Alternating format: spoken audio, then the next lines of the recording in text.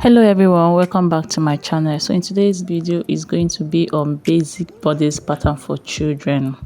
So this is for children. I think I have one for adults in my channel. Check it out, you'll see it somewhere. So this is for children that I've been saying I'm going to make a detailed tutorial on.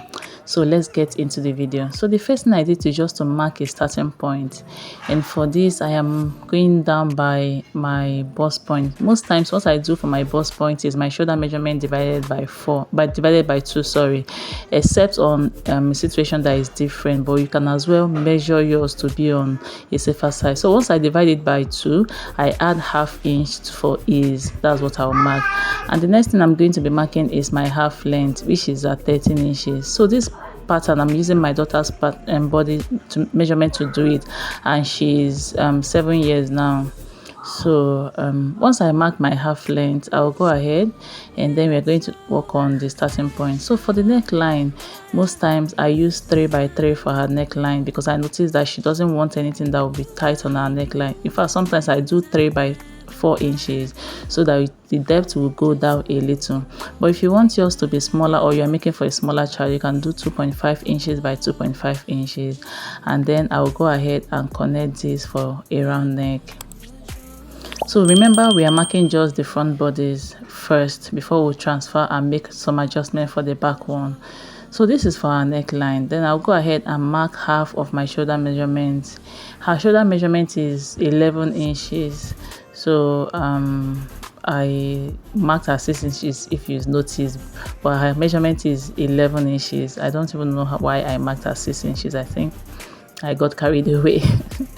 So for my neck depth, I'm just calling out. I went down by 0.75 for shoulder slope. I'm just calling out this measurement in case you want to work with it and you don't know the measurement for a child of that age, or it's advisable to always measure your child. So I'll go ahead and insert my bust measurement divided by 4, which is at 7 inches. I'll make a mark then. And then for my shoulder slope to my bust line, I'll go ahead and measure that place.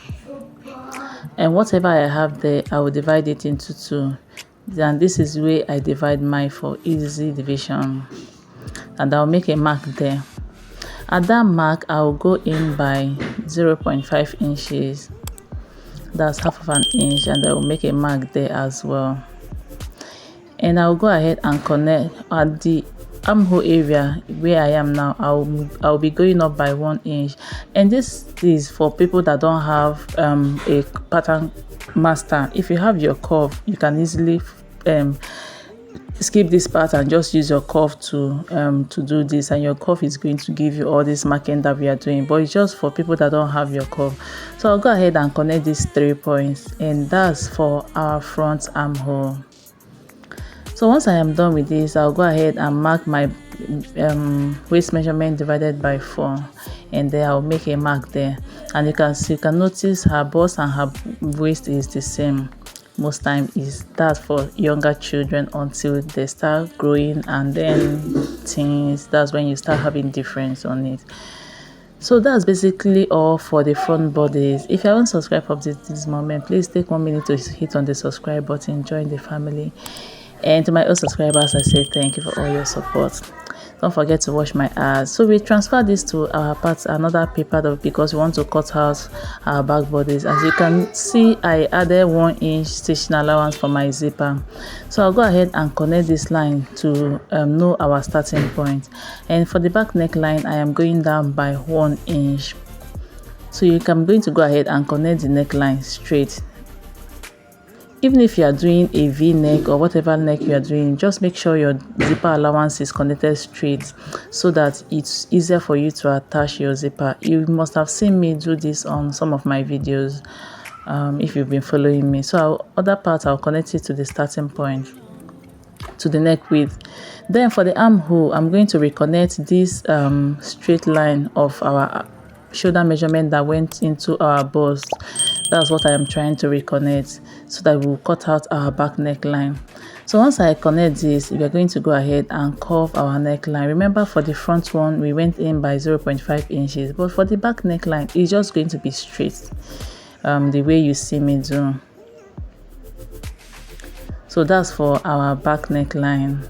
Then I'll go ahead and cut this out before we make the final adjustment on the back neckline, on the back bodice I mean.